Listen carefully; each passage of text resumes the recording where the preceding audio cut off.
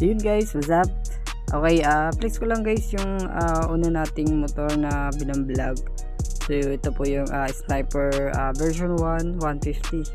So yun guys, ito yung issue ng aking unit, yung sa brake pad. So wala yung preno niya guys. Kaya hindi ko siya nagagamit. Ilang buwan na stuck yung unit natin. So yun, the rest yung itong upuan yun, tapos itong kadena ko guys medyo kalawang na din. Totally kakalagay ko lang ng langis yan yun, and then yung susi guys nawala yun pero na-duplicate na natin. So yun, okay, ito yung unit ko guys, yung Sniper 150 yun. So ayusin natin yan, tapos ito muna ang gagamitin natin.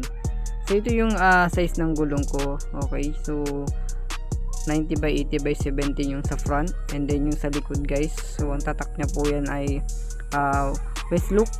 So meron siyang size guys na 140 by 70 by 17. Ayun, doon sa mga nagtatanong guys kung anong kulay ng aking mugs, yan po yung candy yellow.